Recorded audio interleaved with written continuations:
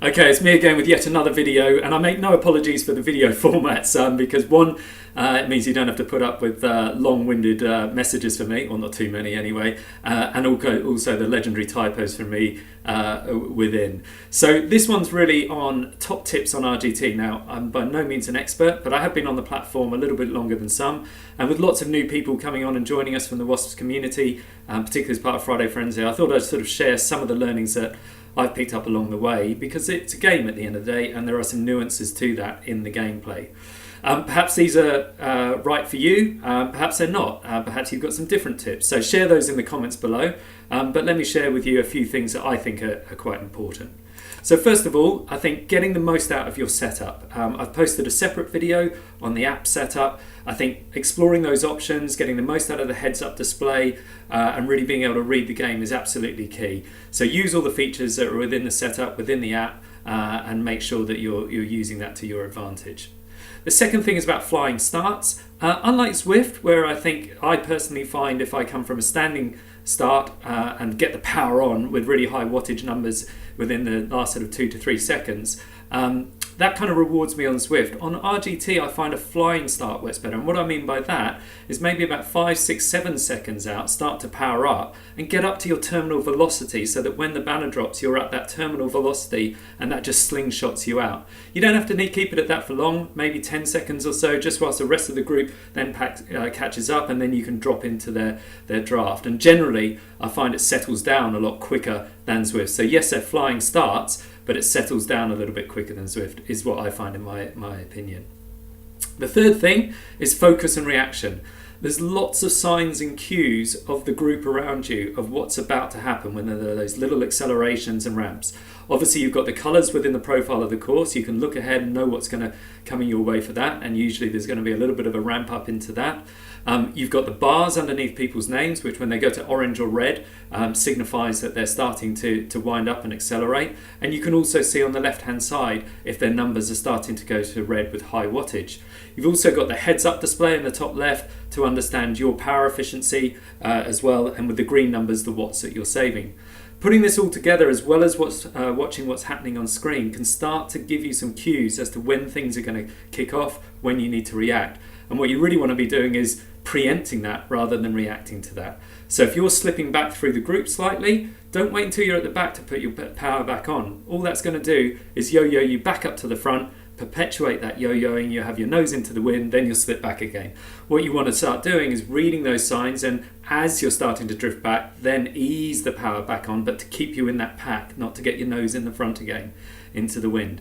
That's a skill that takes a little bit of practice, but it's very interesting to notice some of the leading riders on the Taith de Gundry series that we're in at the moment. They've got that knack of almost surfing at the back of the pack for the whole ride until they know it's going to break up on a particular hill or towards a sprint. So focus, reaction. Fourth is around cornering and braking. Now, as we know, when you go into corners, the brakes are applied, and that's the red indicator on your power number at the top left. So basically, if you're pedaling when the brakes are on, that's wasted wattage. Now, when do you put the power back on? Now, personally, I like to, as it goes to red, just back off a little bit and freewheel, because that means I'm coming from more of a standing start in terms of my wattage when I then put the power back on and it will shoot back up. And I tend to do that on the apex of the corner. Now, it might be different depending on your trainer reaction, depending on your legs, your setup. But basically, just as in real life, you want to be coming out of that corner hot. Things will slow down going into it, and you're going to get that mini acceleration out of it. So pay attention to the red numbers and on the braking. Also, in terms of cornering, you can get the inside line. Now, what RGT doesn't allow you to generally do is ride over the top of riders, either sideways or front and back.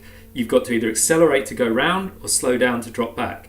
But if you accelerate to go round, it will shift you over to the inside line to the corner, or if you drop back into a little gap, or even just drop back to where it's thinner, maybe 2 or 3 widers ride, but not 8 widers ride, and that'll get you on the inside line. Start doing this, particularly on tight crit circuits, and you'll see a massive difference. If you've got a tight hairpin exiting onto a crucial straight where it accelerates every lap, you'll notice that people are setting themselves up for the inside line to come out of that corner hot with their acceleration.